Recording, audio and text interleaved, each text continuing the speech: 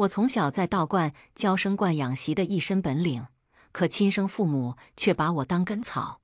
我是豪门流落在外的真千金，亲生父母找到我的时候，我正在道观摸鱼。我妈瞧不上我这个道观长大的孩子，对贾千金百般疼爱，还警告我不要试图取代她的位置。我微微一笑，放心吧，她肯定顺顺利利的，不会发生任何意外。结果下一秒，贾千金平地摔了个狗吃屎。忘了说了，我这18年在道观主修言灵，还是真话反说的那种。豪门父母来接我的时候，我正在道观里摸鱼，他们走进来看见我的时候，眼里闪过一丝嫌弃。你就是江枣，我们是你的家人，今天来接你回家的。我看着那一身华贵的衣服，又看了看身后的几个人，师傅说帮我联系到了亲生父母，难不成就是眼前这位？我顿时清醒了不少。等我收拾一下，我回到自己的房间，把那些道观的小玩意一股脑装进了包里。我妈看见我装这些东西，面上有些不悦：“早这些东西就别拿了吧，等回到家我们再给你买新的。”妇人身后的女生也走了过来，挽住我的手：“姐姐等你回去了，我把我的东西都给你用好不好？这些东西看着就很脏，带回家也不好。”我的手一顿，自顾自地开口：“这些东西都是宝贝，有时无价的不能丢了。他们可能不知道，光是我手里这一件装备，就足够买下市区1套房了。只可惜有些人不识货呀。我本来还准备了见面礼的，现在看见也没有必要再给他们了。”贾千金看着我收拾那些东西，眼角扬起讽刺一笑。我假装没有看到，跟我道观里的师兄们告别。离开的时候，我妈跟我说：“早你妹妹已经没有了家人，我们打算把她留在江家，以后跟我们一起生活。你不可以欺负她，知道吗？”我听到这话，没有露出伤心的表情，反而笑着开口：“放心吧，妈妈，妹妹一定会顺顺利利的，今天不会发生任何意外。”我妈正想夸我懂事，下一秒贾千金平地摔了下去。啊呀！她脸着地，整过的鼻子彻底歪了，整张脸满是鲜血。我站在一旁笑得无辜极了，只有我身后的师兄们知道，我这18年来在道观主修的言灵，还是真话反说的那种。贾千金被我妈送去了医院，我站在病房门口，看着全家人围在贾千金身边安慰她，心里有些不是滋味。这就是我期待了10几年的亲情，好像也没有那么好。我突然有点想师傅和师兄了。这时候，病房门口被人打开，10来岁的小男生猛地推了我一把：“坏女人，肯定是你欺负的姐姐，你滚出我们家！”我被他推得一个踉跄，差点摔倒。我气不过，将熊孩子推倒在地上，又不是我推的他，他自己摔倒，关我什么事情？我妈出来看见我将弟弟推倒在地上，黑着脸将他抱起来：“江枣，你怎么能够跟你弟弟一般见识？赶紧向你弟弟道歉！”我看着我妈身后向我做鬼脸的男孩，心里冷哼：等下他会开心的回家的。我一语成谶。熊孩子离开医院的时候，踩空了台阶，摔了个狗屎吃，牙齿都摔掉了2颗，最后哭着回家了。在医院住了3天后，贾千金回到家，拉着我的手哭诉：“枣，你千万不要怪爸爸妈妈，他们也是舍不得我。要是你心里不喜欢，我可以出去住的。”我哦了一声：“那你出去住吧。”贾千金假惺惺的脸上有些僵硬，全家人都没想到我会这么说。我妈更是将贾千金挡在身后：“你这孩子怎么说话呢？欣欣从小养在我们身边，我们早就视她为亲女儿了。我们不想让欣欣难过，所以我们不能公开你的身份。但是作为补偿，我们每个月会给你一笔钱，希望你不要贪心，属于欣欣的东西，我们会一分不少的留给她。而你只不过是看在血缘关系的份上，才不让你在那个破道观里面受苦。小年纪应该抱着一颗感恩的心，不要老是去计较那些别的小事。”我不着痕迹的点头，原来将亲生女儿的东西给一个养女就是别的小事。母亲神色警告。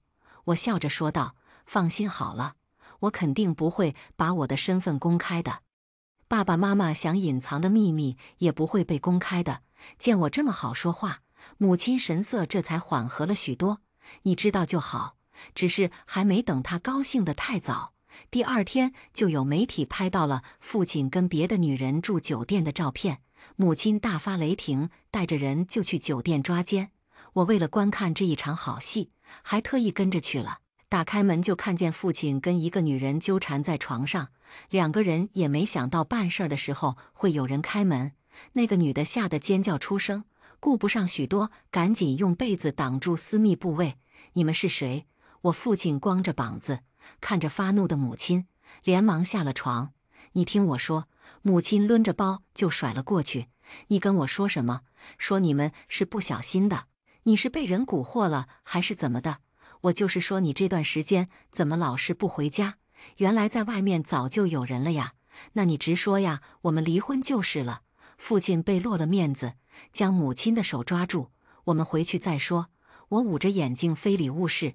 那天晚上我在房间里听见隔壁房间里吵了一晚上，后面终于不吵了，母亲却一大早离开了家，两个人闹了半个月的别扭。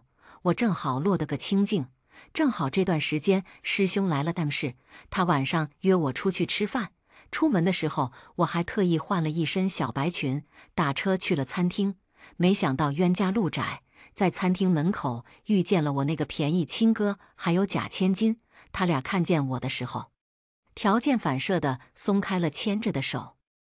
大概是因为心虚，我哥质问我：“你在这里干什么？”我指了指餐厅：“来这里当然是吃饭的呀。”贾千金笑眯眯地看着我：“这家餐厅可是需要预定的，而且有 VIP 才能够进去。早早我知道你想来这里吃饭，我们一起进去吧。正好我有这儿的会员。”我摇摇头拒绝道：“不用了。”贾千金满是笑容的脸上僵硬了一瞬。我哥瞥了我一眼，心想我们别理他，让他自己在这儿傻站着吧。王楠他们已经在里面等着了。好吧，贾千金笑得更得意了。那我们就先进去喽。我冲着他们挥手，等看见他们进去之后，我才从我的小破包里拿出了顶级 VIP 卡，递给服务员。服务员当即一惊，立刻弯腰：“很抱歉，我的级别还不够接待贵宾，还请稍等片刻。”我习以为常地等了2分钟，然后酒店老板带着我去了2楼。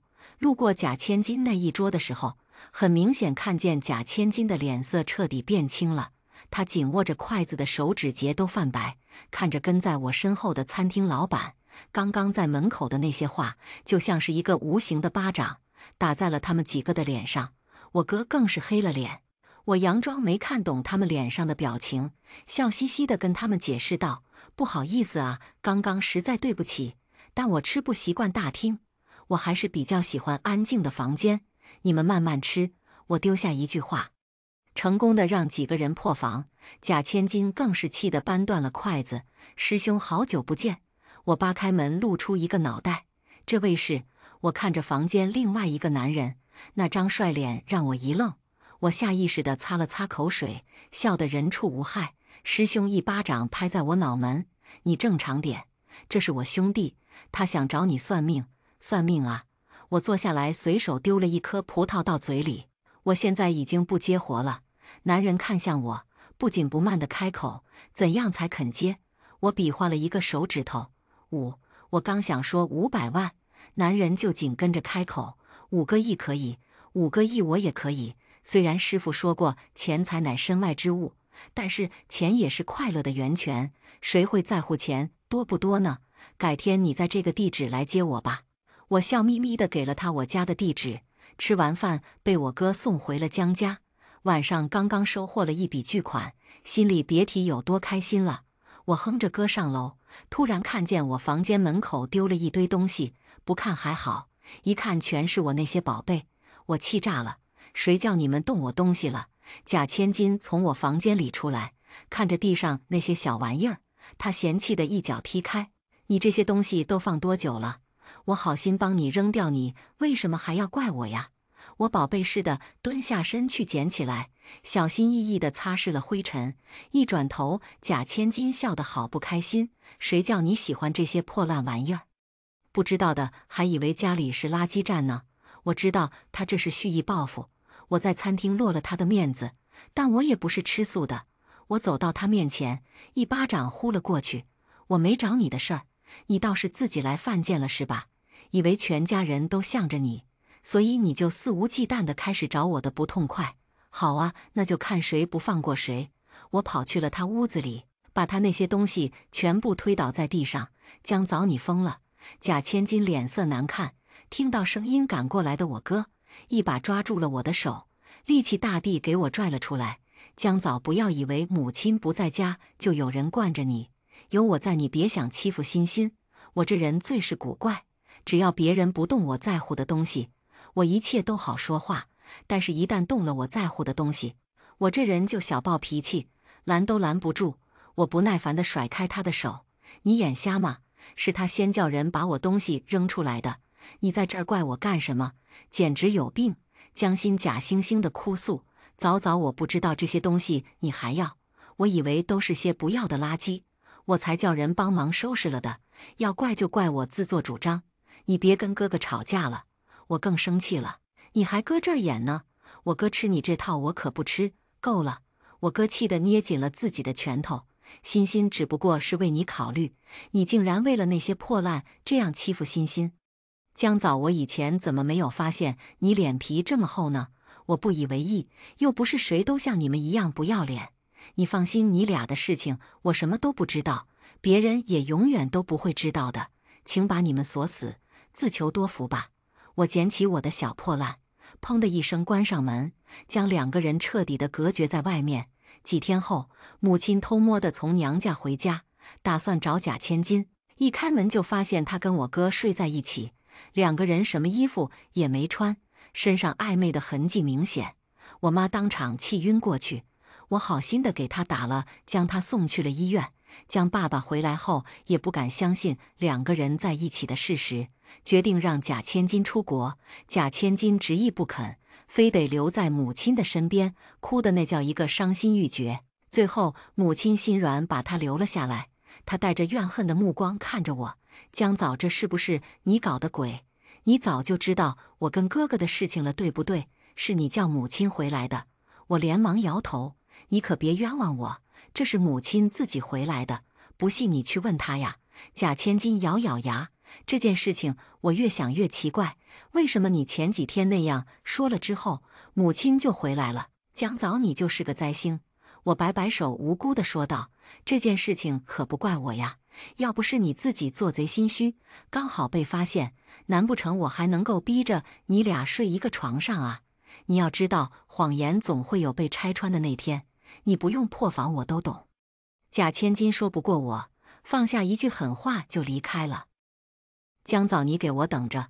晚上全家人守在江家大厅，贾千金把这些天奇怪的事情神奇地串联在一起。我妈更是将这些事情发生都归结在我的头上，一家子人恨不得离开，将我赶走。我们商量好了，江早，自从你来了我们家就一天都没有顺畅过，所以你还是搬出去住吧。关于你的生活费和抚养费，我们会全部打给你，以后你就自求多福。我本来就没打算在这个家多待，听说搬出去还有钱，我双眼顿时放光。真的吗？钱呢？我拿着一笔天价抚养金离开了江家。走之前，我还客客气气地跟他们说道：“祝你们好运，江家肯定会越来越厉害的。公司在父亲的手下蒸蒸日上，全家顺顺利利发大财。”等我收拾好东西离开江家的时候，门口突然停下了一排黑色的保时捷。为首的管家恭敬地开口：“江小姐，总裁叫我来接你过去。”管家叫人把我的行李放好后，我朝着身后的江家人挥手：“拜拜了，后会无期。”贾千金咬牙切齿：“我就说江早肯定是在外面勾搭上野男人了，才答应搬出去住的。妈，我们不能就这样放过他。”我坐在车里，刚好听到这句话，有些无语。你们还是先照顾自己吧。还想着整我，希望后面不要来求我，不然我会笑得很大声的。我离开江家后，搬去了谢南洲那里，就是我那位师兄的好友家。因为我收了人家的钱，所以算是介入了人家的因果，得对人家负责呀。我想住你隔壁。我抬起头望着面色冰冷的男人，我看着他印堂发黑，不是什么好兆头，但是有我在，应该没什么问题。男人什么也没问，就叫保姆给我把房间收拾出来了。我父亲的死到底是怎么回事？听说这是警方花费了10几年都没有侦查出来的案子，是发生在10几年前的一次天桥杀人案，死者被凝固在天桥底下，最后被警方找到。而死者的包里只有一个黑色的纽扣，所以这也是对方找我来的原因。我翻出包里的小东西，捣鼓了好一阵才开口。我虽然找不到什么关键性的证据，但是我知道有一样东西应该能够帮助到你。我通灵的时候见过这枚纽扣，上面有一个人的气息，是雇主的母亲。至于后面的事情，我就没办法帮忙了，毕竟我也只是一个臭算命的。师傅曾经跟我说过，叫我不要插手别人的事情，但是这一次为了钱，我还是插手了。所以半个月后，我遭到了报应。天桥上的2辆汽车发生了爆炸，我跟谢南洲在一辆车子上，他本该死的，但是我替他挡了一半的劫难，他没死成。昏迷前，我看着他焦急地呼喊着我的名字，我嘴角扯出一笑：谢南洲，你可以不用死了。再次醒来，我已经出现在了医院里面，身边是靠着床熟睡的谢南洲，这让我想起发生车祸时，我下意识地护着他的时候，我不想他死，那种劫后余生的感觉，让我心里有种说不清的复杂。后来谢南洲醒来后，看着我红了眼眶：你傻不傻？干嘛替我挡？师兄听了这个消息，狠狠地教训了谢南洲一顿。早知道会这样，当初说什么我也不会给你介绍我小师妹，你以后一定要好好对她，知道吗？谢南洲很认真地点头。我待在病床上一脸懵逼，什么好好对我呀？你们在商量什么？我怎么不懂？师兄无奈地扶额：你最好不懂，反正这事儿我已经跟师傅讲了，他老人家说了要重新出山，就为了看你。我瘪嘴有些心虚：那你告诉他呀，我又没事。师兄接了个电话，就跟我匆匆告别。那什么，我有点事的出差，你就先在他家待着吧，正好让他照顾你。没事别先溜达，知道吗？他欺负你，你跟我说，我坐飞机回来也会把他揍了。我嫌他啰嗦，嘴角却勾起。小时候我没有爸妈，是师傅跟师兄捡到了我，师兄就像是我哥一样，才不像那个江家。对了，提到江家，我最近都没怎么关注。我拿起手机看了看最近的新闻，怎么最近没有江家的动静啊？按理来说不会错呀。我说的话向来挺准的。谢南洲给我包着苹果，低着头说道：你说江氏集团那个江家吗？是啊，我回答道。谢南洲跟我说，江氏早在半个月前就破产了，你要想打听他们的消息，我可以帮你。原来破产了呀。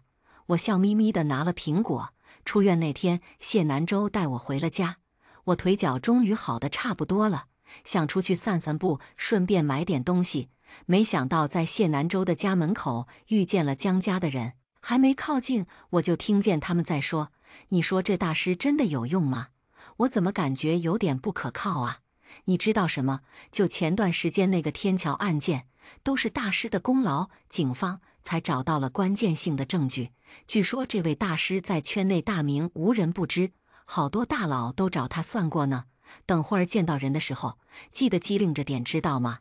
知道了，知道了。我寻思他们说的大师该不会是我吧？我想要溜，结果有人眼尖的认出了我。这不是江早，你怎么会在这儿？贾千金叫住我。我想装作不认识，贾千金拦在我的面前。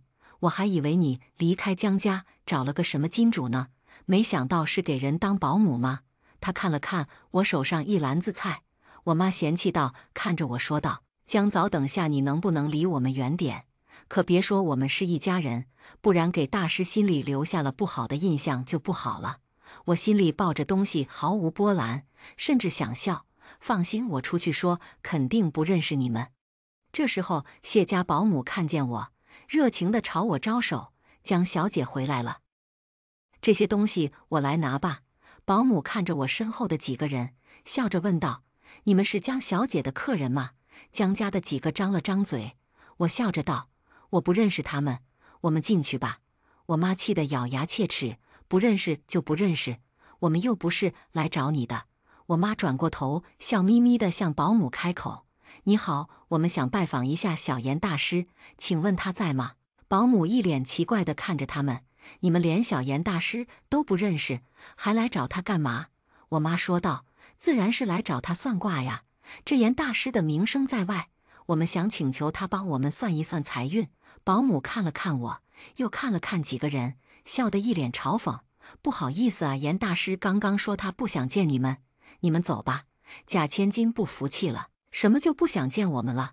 明明你刚刚都没有通知。保姆嗤笑一声：你们不知道吗？江小姐就是严大师啊，她说跟你们不认识，自然也就不想见到你们了呀，赶紧离开，再不走我就叫保安把你们赶出去。此话一出，一群人的脸色变了又变。我妈从牙缝里挤出两句：这不可能吧，她是我女儿。我女儿我还不知道是什么。话还没说完，我妈想起了什么，立刻结巴地开口：早早好像也是在道观长大的，难不成他真的是严大师？贾千金慌了：这不可能！所有人都说严大师是一位德高望重的老人，他那么年轻，怎么可能是啊？他肯定是联合这个人在骗我们。我大哥也跟着他附和道：你们要是不想让我们见严大师，就直说，何必撒这样的谎？保姆被他们气笑了：江小姐，我算是看出来了，这几位是来找事的，我现在就找人把他们赶出去。保姆立刻打电话给了安保。正巧这时别墅停下了一辆豪车，从豪车上下来的是一位穿着富贵的男人。他打开车窗，笑眯眯地朝我招手：小严大师，你刚好在家里，我还怕找不到你呢。我今天是来感谢的。我一脸懵逼，这个人我好像没有印象了。那个年轻人激动地拉着我的手：你忘了前段时间我问你那个项目能不能投资，你说肯定会亏得血本无归。我一听你这话，立马就动用了资金，把这个项目给包了下来。现在这个项目彻底火了，比我之前投资的钱还多出了3倍。他这么说，我好像有点印象了。我摆摆手：那就我随口一说，你不用在意。男人义正言辞，怎么能够不在意呢？现在圈子里的人哪个不知道你真话反说呀？特别准，我媳妇特意叫我过来感谢你的，这些全都是小小心意，还请你一定要收下。说完，男人跟司机拿出了豪车里的万年灵芝和人参，还有一张黑卡。我看着黑卡就走不动道了，不客气的全部收下。对了，大师，我老婆之前一直怀不上孩子，现在我们因为这个事儿特别着急，大师有没有什么方法能够让我老婆怀上孩子啊？报酬什么的不是问题，你只管说。那个男人特别恭敬地开口。我想了想，从我兜里掏出一个旧核桃：你叫你老婆每天盘一盘，应该很快就会有坏消息了。那个男人听我这样说，激动地收下了这份礼物，还顺便送给了我一套海边别墅，说是小小心意不成敬意。等到他离开之后，江家的人站在远处已经傻眼了，好像是真的。刚刚那个男人不正好是最近很厉害的真集团总裁吗？听说是之前有个项目火了，所以现在的人都把着想要跟他合作，只可惜人家眼高于顶，没想到对江早态度这么恭敬。我大哥叹了口气，看来我们真是鱼目混珠了，竟然不知道江早这么厉害。我妈的脸色也变了变，看着刚刚那个旧核桃，想起了刚见面的时候，我准备送给她的见面礼，当时她还嫌弃破旧来着没要，结果现在一个破核桃竟然值1000万。她这心口突然感觉到一阵疼痛，像是错过了1个亿。贾千金咬着唇，万一是他请的演员呢？专门演这一出戏。我大哥看着他眼里有了失望。真集团总裁我前几天见过，就是他。我妈气愤不已：要不是因为你，早早怎么会离开我们？贾千金白了脸色，不敢再说话了。离开的时候，他转过头，眼神里都带着恶毒：谢南州，你还没工作完吗？谢南州，我师兄什么时候回来呀？我趴在谢南州的办公桌上，满是无聊的嘀咕着。谢南舟抬起头，手里的合同也不看了，问我想你师兄了。我点点头，又摇摇头，其实也没有多想。谢南舟轻笑，那又是为什么？我低着头把玩着手里的小玩意儿道，就是你天天工作，我一个人在家有点无聊。谢南舟一副就知道的样子，晚上陪我去参加一个宴会吧。我眼睛里发起了亮光，真的吗？那我这就去选衣服。晚上谢南舟处理完工作后，带着我参加了最近圈子里举办的慈善晚宴，就是人比较多，全都是我不认识的。玩了一会儿，就坐在角落去吃东西去了。这时候，宴会厅大门被打开，我抬头一看，就看见江家人带着贾千金出席了宴会。贾千金穿着高定，笑得嘴角都合不拢了。宴会上很多人都在议论纷纷，这几位就是江家人了吧？最近他们家可算是直上青云了，不知道哪儿走的狗屎运，投资了几个大的项目，一夜之间从破产变成了亿万富翁。那几个项目我看了，本来我们家也是想投资的，可惜当时犹豫了那么2天，现在我都伤心死了。活该别人暴富，人家那是有运气和实力，反正我家那位就做不到。做什么事情都婆婆妈妈的，害怕得很。我家也是，都不敢投资。我听到这些话，陷入了沉思。江家一夜暴富，绝对没有那么简单。贾千金眼尖地发现了我的存在，笑眯眯地走过来：“江嫂，好久不见啊！没想到吧，我们还能够在这儿遇见。”我微微一笑，的确是冤家路窄。贾千金也不生气，我知道你是心里后悔死了。江嫂，这个世界上也不是只有你那么厉害的，人外有人，山外有山，知道吗？我笑而不语，就当他是在放屁。贾千金见我不理他，很生气。江嫂，敢不敢跟我出去？我们聊聊。我摆摆手，你当我傻吗？为什么要跟你出去？摆明了有坑。我脑袋又不是有包。贾千金说不过我，气鼓鼓地留下一句话就离开了。等到宴会结束，我离开酒店去停车场的时候，突然被人从后面捂住了嘴巴。迷药上头后，我昏睡了过去。再次醒来，我躺在了一个祠堂里，面前有个道士正在朝着我脸洒水。我闻到那股酒味，嫌弃道呸了一口：“什么东西好臭啊！”那个道士看见我醒过来，脸上带着邪笑，嘴里还念叨着什么稀奇古怪的咒语。而我这个时候才发现，我身边还躺着一个江心。他听到动静，睁开了眼睛，脸上笑得很得意。江嫂，我劝你老老实实的，不要耍什么把戏。等我把你的气运全部转移到我的身上，我自然会放你离开。哦，原来是转移气运啊！我跟他小声说道。那你知道转移气运是一种禁术吗？要是有个差错，可是要遭天谴的。江心不以为意。你以为我会相信你说的话？这都是你的诡计。你不想把气运转给我，所以用来骗我的借口。我爸可是专业修习10几年的道士，他绝不会出错。江心算盘打得好啊，只可惜他不知道我是天生福星，他拿不走，而且也要不起。我干脆躺平，任由他拿走我的气运。没过多久，我就听见祠堂外面传来了警笛的声音，道士挥舞着手里的木剑，完成了最后的仪式。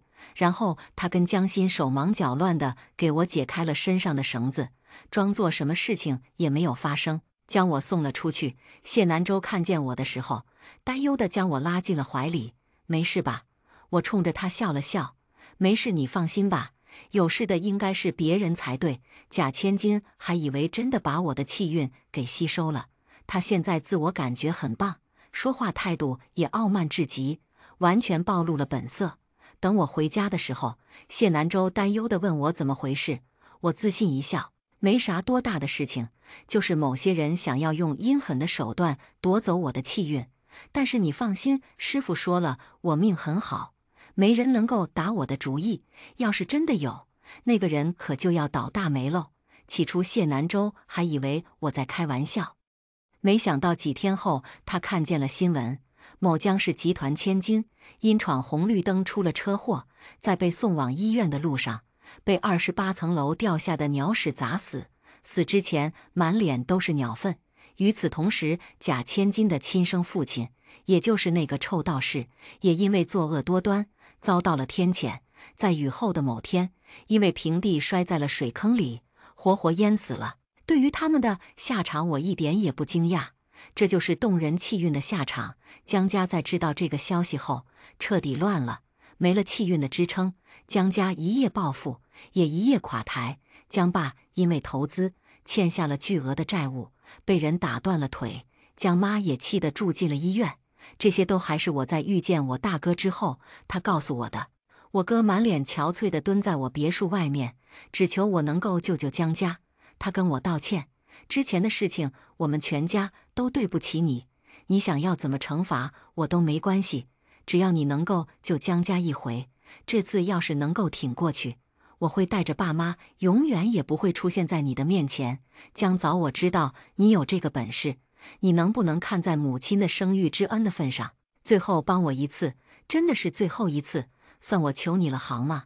我知道我哥的性格向来傲气，但是因为这次的事情，他还是跪在了我的面前，求我原谅。我想了很久，才转过身，我不会原谅你们的，以后我也跟你们没有任何关系。你回去吧，母亲的病不会好的，公司项目会亏得血本无归，你们全家都会越来越倒霉。说完这句话，我就走了。最后的最后，我只能隐约听见我哥说：“谢谢你。”后来我再也没有见到过江妈和江爸，只是听我哥说，江家的债务被还清了。江爸决定跟江妈出国开个小公司，再也不在国内卷了。当时他们给我打电话了，说想见我最后一面，可能以后出了国都不会见了。我果断拒绝了，既然说好的不再原谅，也没有再见面引得伤心的必要。我哥说的对，江妈对我而言有生育之恩，没有她或许就没有现在的我，但是我的成长他们却没有任何参与。这件事情结束后，也算是报答了他们的生育之恩吧，以后再无瓜葛。再后来，我因为一些事情重新回了道观，待在我的小破屋子里面。某天被道观里的师兄拉着直播，刚开始直播间也就几十个人，我偶尔跟人吹吹牛闲聊一下，不知道谁进来后，哐哐给我刷了好多个华子。紧接着我的直播间就被推到了主页，进来的人越来越多，我的马甲直接被人扒了出来。一群大佬纷纷来直播间凑热闹。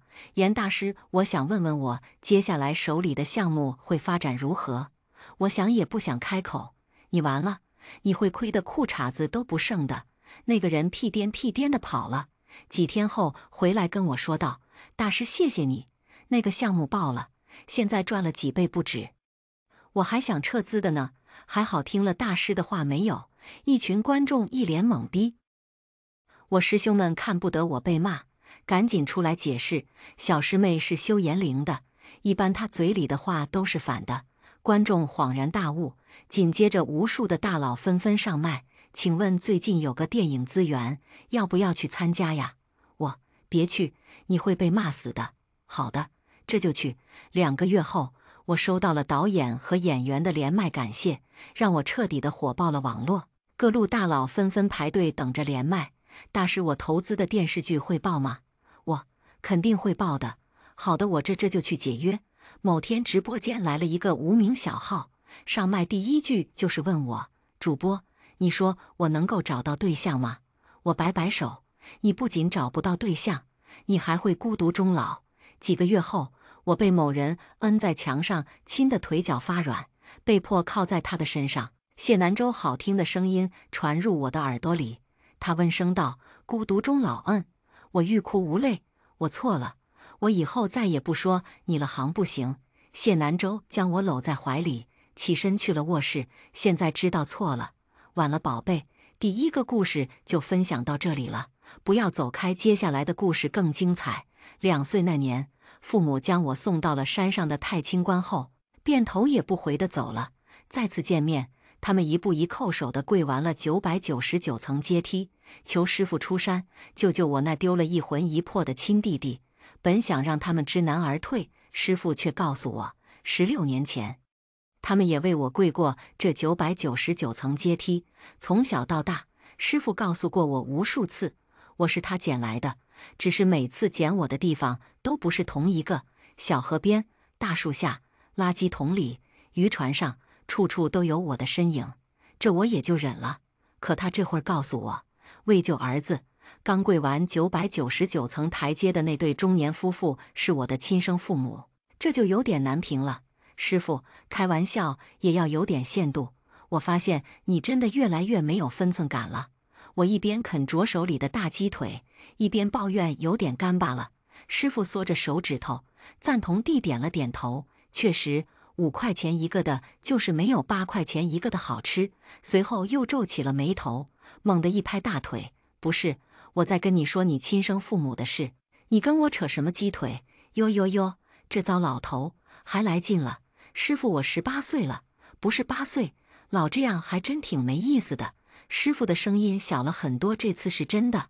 你上次、上上次、上上上次和上上上上次也都是这么说的。二师姐，我发现那个磕头的阿姨长得特别像你。我发誓，你自己生个都没那么像的。小师妹站在门外，踮着脚尖，昂着头，脸上洋溢着窥探秘密的激动之色。师傅怒斥放屁，只有妈生女儿，哪有女儿生妈的道理？小师妹慢悠悠地进了屋，拿起一根鸡腿就开始啃，看向我的眼神中却多了一丝探究。师傅扯起袖子，胡乱地抹了2下嘴，道袍的袖口处便多了一大块油污。锦韵呐，你收拾收拾东西，和师傅下山去一趟吧。那毕竟是你弟弟，我不去，要去你自己去。不行，你也不许去，你是我师傅，不能背刺我。我赌气道，师傅的话不可信，但以小师妹的脑子，想编出这种谎的可能性不大。不去就不去。5块钱的鸡腿虽然干巴点，但也不是不能吃。道观里2个多月没有进账了，也不知道以后5块钱的鸡腿还能不能吃上喽。没事的，区区100万而已，哪里能有我徒弟重要？师傅叹了口气，黯然失色的脸庞上流露出一抹的绝望，似是怕我察觉，还特意的转过身去。夕阳的余晖洒落在他孤独且苍老的背影上，令人不忍。行，就这么说好了，谁去谁是小狗。我悠悠地扫了一眼八卦镜中嘴角流着哈喇子、2颗绿豆眼直冒金光的师傅揶揄道。师傅略显佝偻的背影瞬间怔在原地，半晌后才叹了口气，缓缓开口：16年前，他们2人也曾为了救你性命，跪过这999层台阶。汪汪汪！我可不是出于对父爱母爱的奢望，只是单纯的为了100万而已。我和师傅简单的收拾了些行李，坐着他们的豪车，一同去了市里最豪华的别墅区。别墅坐北向南，形状方方正正，符合极宅的标准。前面窄，后面宽，主财富丰厚有据，以纵深前后比横宽，左右还长者，主家运祥福悠长。下了车，走进别墅，一眼望见的是极尽奢华的大厅，繁复的灯饰发出暖黄色的光芒，真皮沙发、大理石台阶、名贵的地毯，尽显雍容华贵。别墅内外的风水明显是被高人指点过，暂时看不出什么问题。锦润在2楼卧室，女人面色憔悴，声音哽咽，脚步却未作停留。2楼的装修依然富丽堂皇，可温度却比楼下冷了不止10度。我忍不住打了个哆嗦，女人的目光在我身上停留。锦韵，你要不先去楼下歇会儿？男人的西装也瞬间披到了我肩膀上。是啊，你弟弟已经这样了，你就别再让我操心了。我一开口便是嘲讽，什么弟弟？我一个孤儿哪里来的弟弟？我一个不值钱的丫头片子，哪里敢让你们操心？2人的脸色瞬间变得难看了起来。师傅狠狠瞪了我一眼，警告似的唤了我一声锦韵。我撇了撇嘴，不由得将更难听的话全部咽下。女人深吸一口气，缓缓地推开了房门。房间内干净整洁，没有过多的家具，一张电脑桌上整齐地堆放着一沓书本。房间的角落里摆放着一架钢琴，一个12、13岁左右的男孩子瑟瑟发抖地蜷缩在床铺的一角。女人立马心疼地将人揽入怀中。锦润不怕，妈妈找来了一个很厉害的大师，姐姐也来了。说真的，我不想承认这对父母，包括这个弟弟，可看到男孩那张泛灰的小脸，难听的话却怎么也说不出口，烦死了！早知道就不来了，乱我道心，影响飞升。男孩的目光落到我身上，惨淡一笑，真没想到，第一次和姐姐正式见面，居然搞得这么狼狈。如果我能好的话，不知道是不是传说中的血脉相连。我的心脏像是被人狠狠揪住了一样，疼得厉害。看不起谁呢？我师父出马，就没有平不了的事。好了好了，先说说看怎么回事吧。师父连忙打岔。男孩靠在床边，缓缓开口：清明节那天，陈锦润结束了晚自习，像往常一样，和同学一起走到了学校门口，却发现家里司机今天没来接他。陈锦润想给家里打个电话，却想起来白天上完体育课回教室，手机被不小心碰到，摔坏了。幸好学校离家不远，步行回家不过15分钟左右。没想到出了校门没几步，就遇上了班上的两个同学，张军和江城两兄弟。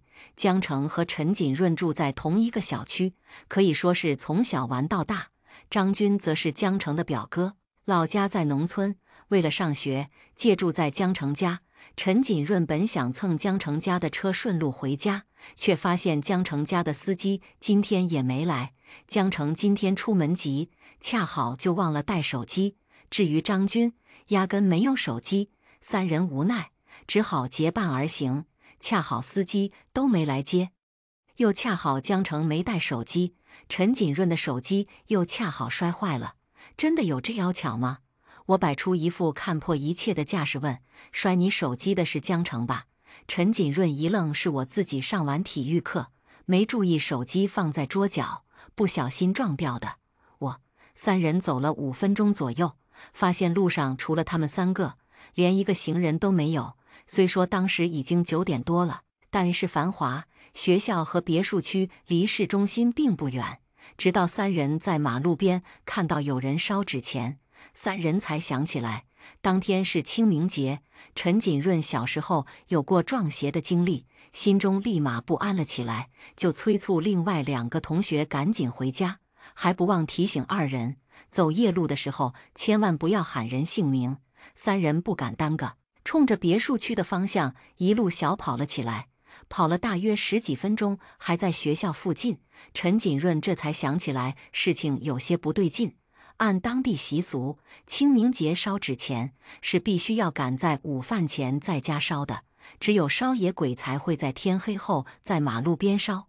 而当地习俗，清明节当天不烧野鬼。陈锦润顿时汗流浃背了，张军更是当场吓哭了。江城却一脸的不屑，吊儿郎当的拉开了裤子拉链，区鬼打墙而已。老子一泡尿的事。一泡尿过后，3人继续向前，又走了大约10分钟。这回确实离学校远了不少，也确实是回别墅区的路。可面前出现却不是别墅区的大门，而是一座古色古香的老宅。老宅的屋檐下还挂着2个长长的、黑底红光的奇怪灯笼。3人彻底呆住了。张军提议回头，先找个安全的地方凑合一宿，或者借个电话，先联系家里。陈锦润则是紧紧地握住了脖子里的护身符，十分凝重地告诉2人，今天的东西应该是冲他来的，只要有他在，今晚就不可能躲得掉。为什么有他在就躲不掉？头发稀软黑如棉，少年家中有良钱，性情品质多高尚，聪明德智父母全，多好的命格呀！我又将目光投向了他的眉毛，这才发现他浓密的眉毛下竟藏着一颗大痣。眉内生痣看大小，大的没有小的好，小的聪明又得志，大的姐妹死得早。师傅狠狠地在我胳膊上掐了一把，压低声音道：不许给至亲相面算命。我连忙收回视线。陈锦润虽然害怕，但还是打算让江城2兄弟先行离开，去寻找救援。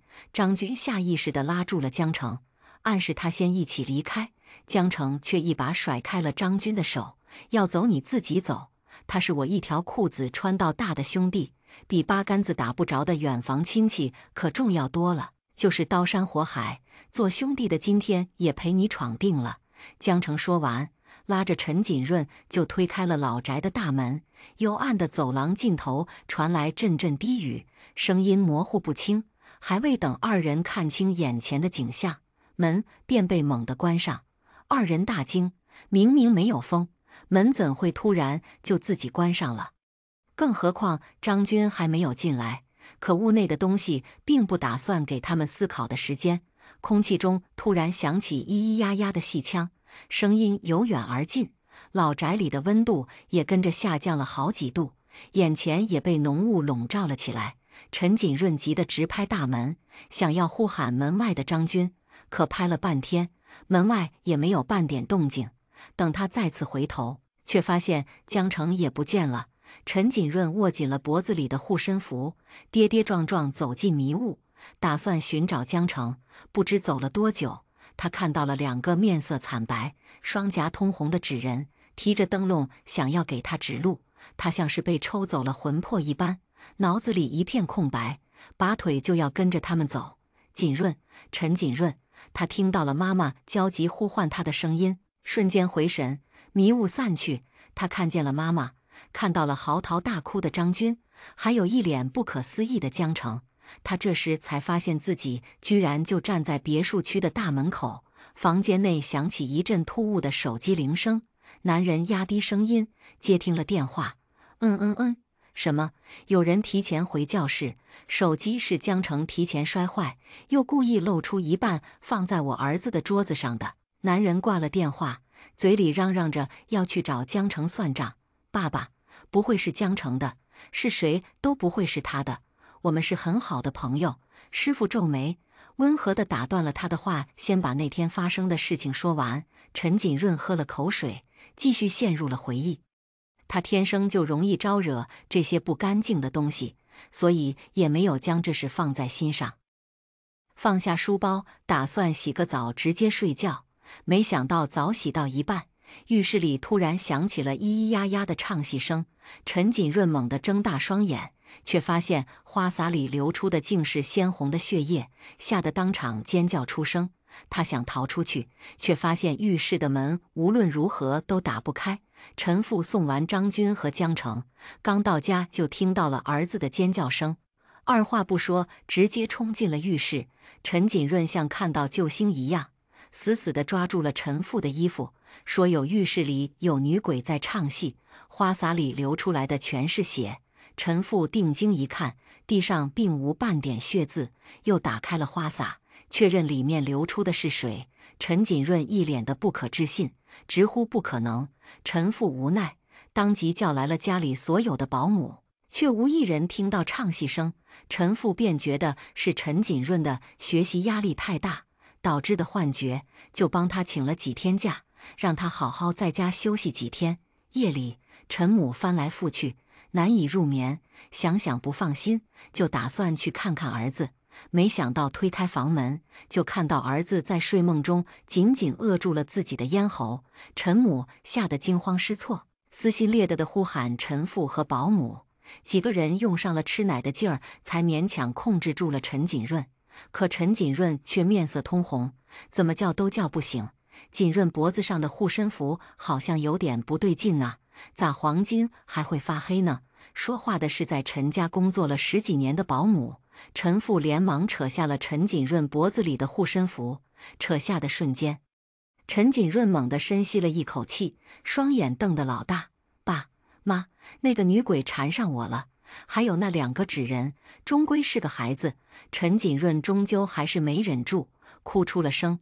陈父看着手里的护身符，沉思片刻后，不顾陈母的阻拦，毅然决然地撬开了护身符的金属外壳。外壳却是不是当初的纯金了，而且里面原本的符纸和保姆一小节雷击桃木也变成了一小瓶黄褐色的油。陈父纵横商场多年，这些东西也多少有些耳闻，于是天亮后安排家里保姆2人为一班，坚守在陈锦润的房间。直至他们两夫妻回来，师傅问我有什么看法，我当众说出了自己的疑惑。首先，当天是清明节，两家的司机又刚好都没有去学校门口接孩子放学。紧接着，江城又摔坏了陈锦润的手机，并伪装成了他自己摔坏的。出了校门不久后，三人又遇到了鬼打墙。如果一切都是江城设计的，那他为什么又要破解鬼打墙？难道鬼打墙只是个意外？按道理来说，能在闹市设下鬼打墙并非易事，怎么可能因为区区一泡尿就被破解了呢？是背后另有高人，还是说江城故意为之？那他拉着陈锦润进老宅又是什么意图？为什么他在进入老宅后就失踪了？他失踪后又去了哪里？他为什么要害陈锦润？陈锦润脖子上的护身符又是什么时候被换的？师傅满意地点了点头，转而继续问陈副司机的下落。陈副叹了口气，告诉我们，昨晚司机恰好出了车祸，撞在了马路牙子上，昏死了过去。还是附近小超市的老板娘打电话喊的救护车，才勉强捡回一条命。司机醒后，嘴里一直嚷嚷着有鬼，别的话一句都问不出来。至于江家的司机，连人带车消失得无影无踪，至今生死未卜。师傅点了点头，嘱咐陈父陈母给家里的保姆放几天假，又重新给陈锦润画了一道符，让他仔细放好。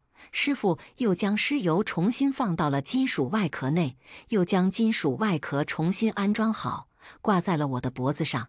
陈父陈母同时伸手想要来拽，我下意识地后退了一步，看向他们的眼神满是警惕。陈母似是被我的眼神刺伤，支支吾吾好半天，才憋出一句：“这东西太邪门，不是什么好东西。”师傅告知陈父陈母，今晚我们师徒二人会宿在这里，等到天黑，好会会这女鬼。陈母一脸欣喜，转身就唤来了保姆，想要替我们打扫房间。师傅摆了摆手，不需要，今晚我们就住锦润的房间，你们三个找间酒店随便凑合一宿吧。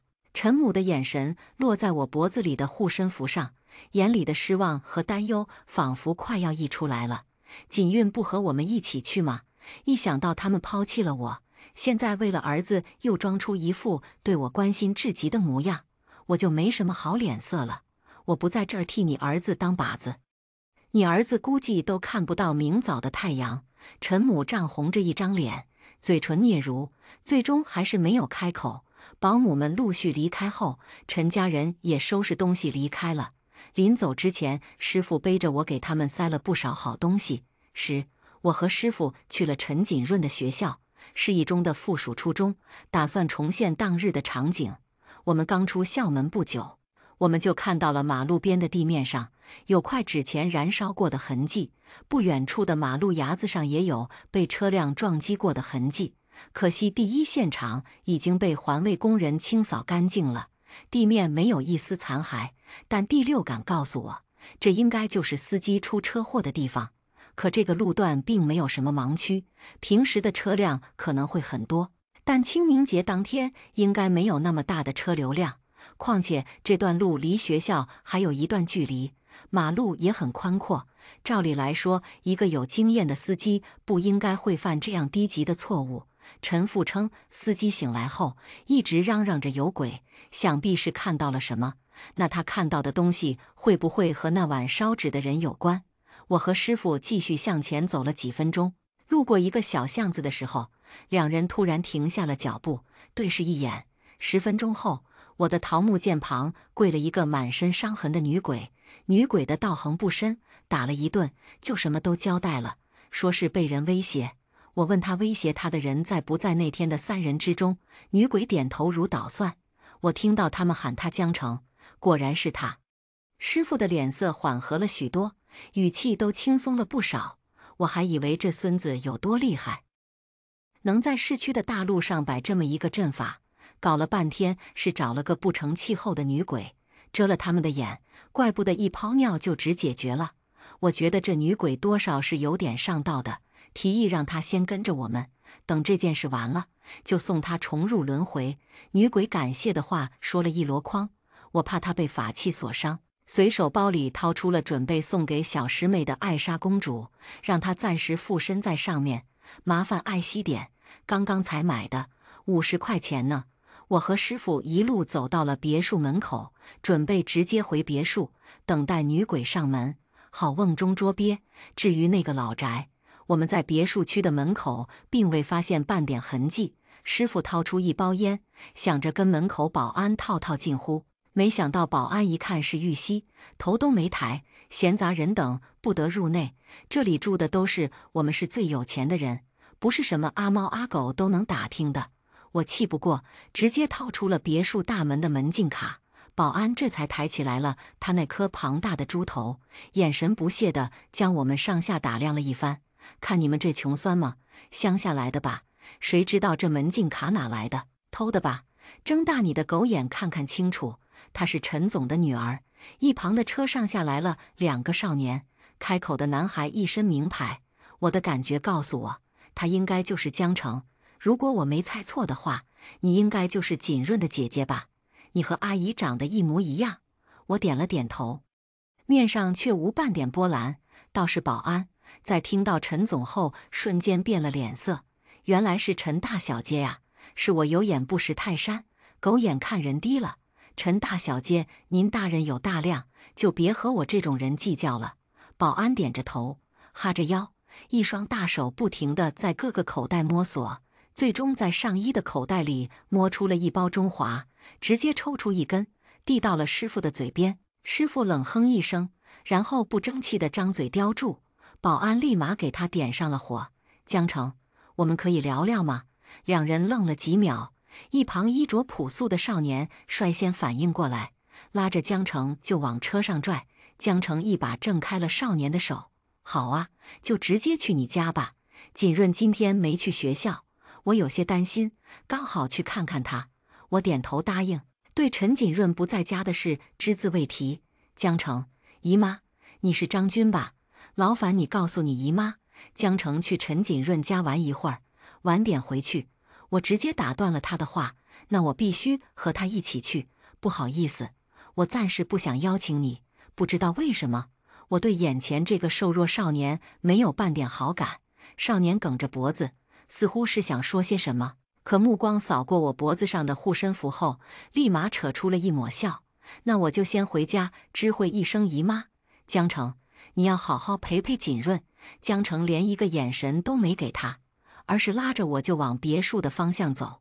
我看了一眼师傅，他正和保安聊得眉飞色舞，心里想着区区一个小屁孩而已，谅他也翻不出什么风浪，就任由他拉着一起回了别墅。江城一进门就径直走向了陈锦润的房间，大咧咧地推开门，却发现房间内空无一人。姐姐，锦润人呢？难不成昨天真吓着了？我嗤笑。江城，还装呢？说吧，你究竟有什么目的？江城愣住，眼里的迷茫不似作假。装什么？什么目的？难道陈锦润的手机不是你摔的吗？江城的眼睛瞪得更大了。当然不是啊，我没事摔他手机做什么？那你当天就那么凑巧的没带手机，又凑巧知道鬼打墙的破解之法？江城没好气道。那我到了学校才发现自己没带手机，我能有什么办法？但凡是看过鬼片的，谁不知道童子尿可以辟邪？那你为什么拉着陈锦润进了鬼宅？进去鬼宅后，你又去哪了？我目不转睛地直视着江城的双眼，一步步地向他逼近。江城眼神躲闪，一步步地往后退，直到被我逼到无路可退。不知道你在说什么？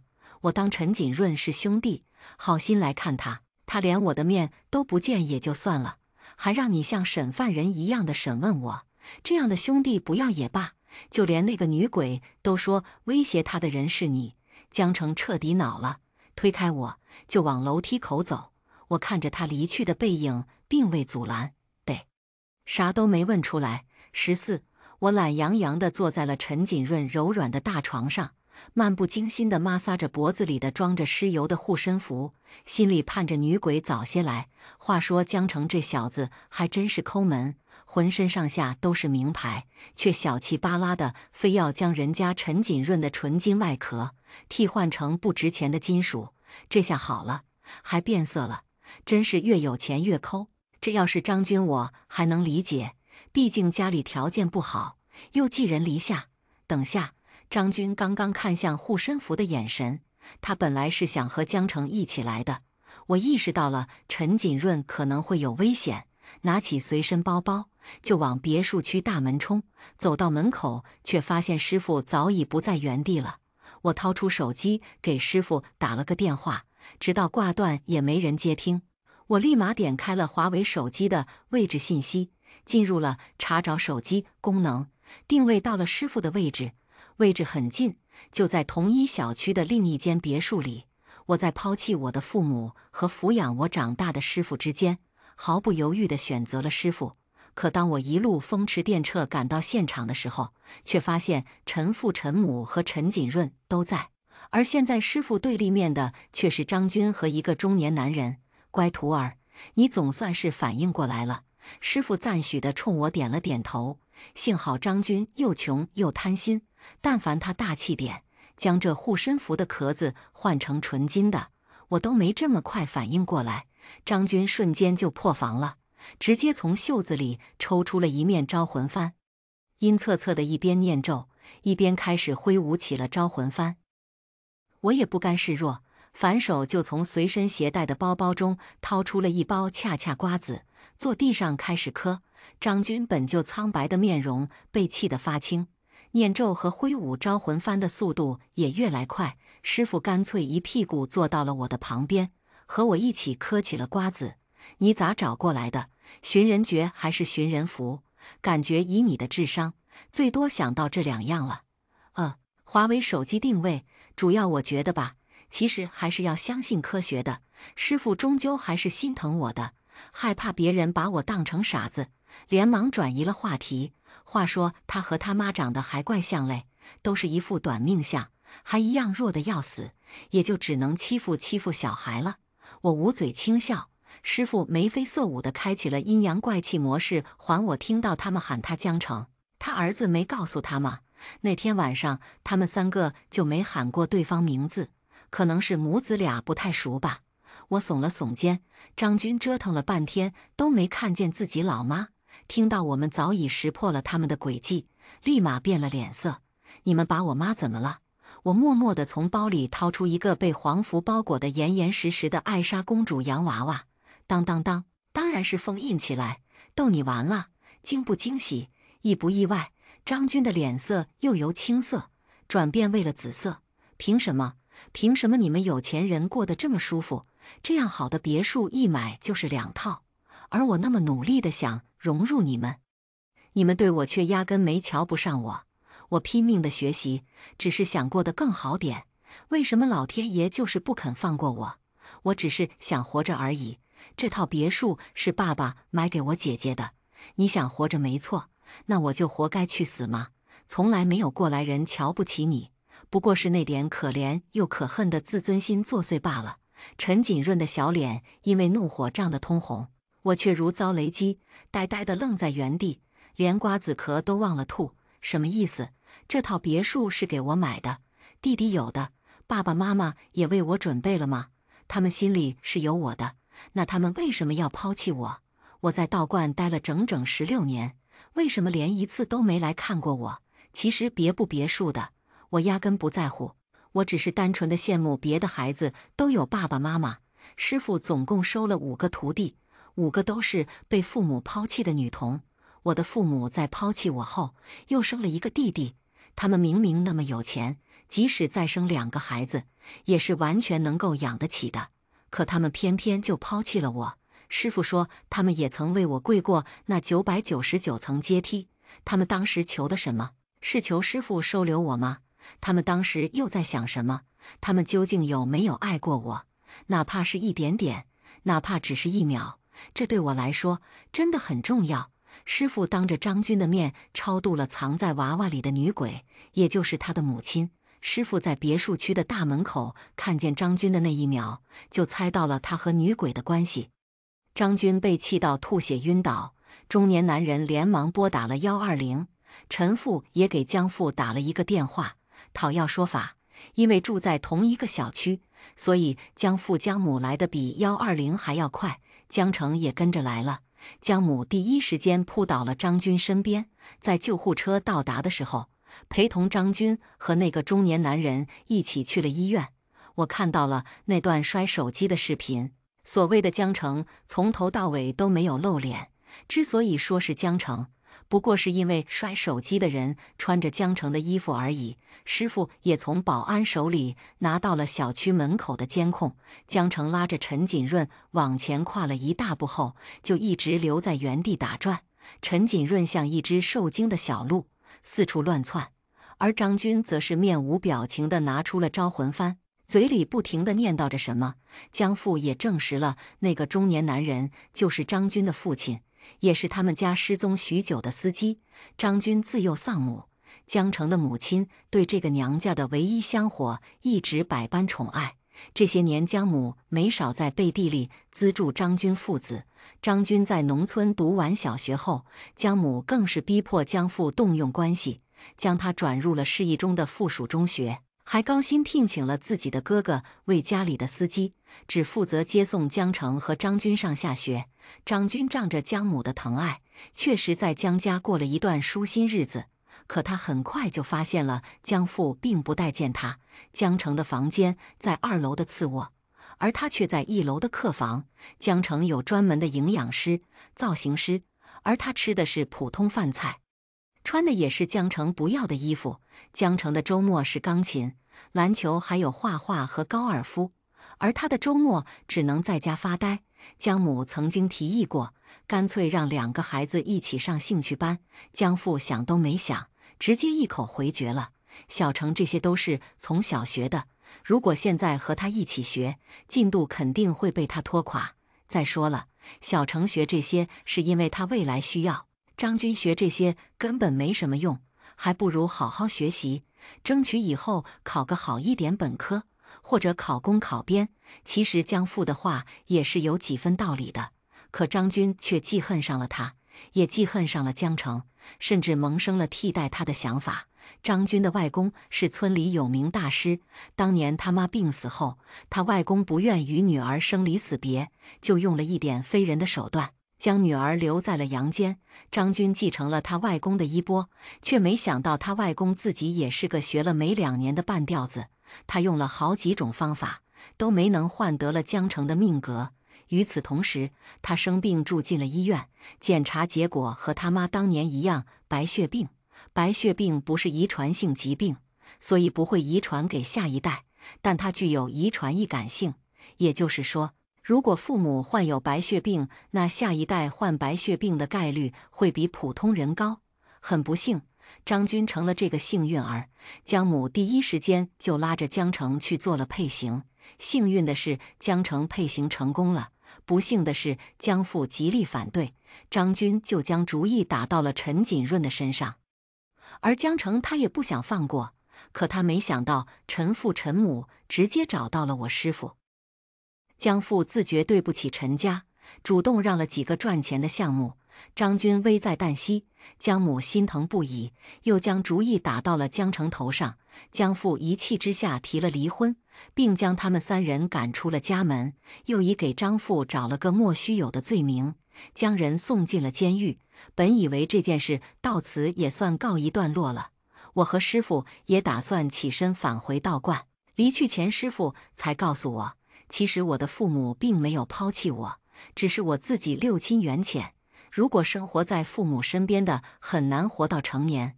爸妈起初并不信，可进了几次 ICU 后，就由不得他们不信了。他们别无选择，只能一步一叩首地跪了999层台阶，跪到了太清观门口，恳求师父收留我。16年来，他们从不敢在我面前出现，只能远远地偷看我几眼。他们每年都会以捐款的名义负担道观所有人的开销。那你为什么告诉我，我是你捡来的弃婴？我要跟你说了实话，你不得天天哭着找你爹妈？老东西，你真是害人不浅。临别时，妈妈不停地擦拭着眼角的泪水，爸爸不停地重复着对不起，就连弟弟也是一脸的不舍。师傅翻了个白眼，差不多得了，没几个月就18岁了，到时候见到你们土。妈妈的声音哽咽，我这是做了什么孽哦？女儿不能养在身边，儿子小时候还被人换了一半的命格，我心里一咯噔，对上了。我忍了一路，直到回了道观才问师傅，换了陈锦润一半命格的是江城吧？张军换不了江城的命格，是因为江城的背后也有高人吧？张军盯上陈锦润，是江父安排的吧？师傅赞许地点了点头。当年因为我出手，所以锦润的命格只被换了一半。现在背后之人想借张军的手换走他的另一半，要是没有江父的手笔，张军不可能那么轻易的将锦润脖子上的护身符换成他妈的尸油。张军再穷，也不至于贪图那点黄金，除非是有人故意让自己的儿子洗脱嫌疑。陈家的布局当年是我亲自布置的，区区一个女鬼而已，若背后没有高人，根本连门都进不了。倒是这个江城，还真让人看不透啊。那陈锦润岂不是很危险？放心吧，至少在中元节之前他都是安全的。今天的故事就分享到这里了。如果您喜欢这个视频，请为我点个赞和订阅。如果您有任何建议，都可以在评论区留言告诉我。希望今天的故事在你心中留下清香。我们下期视频再见。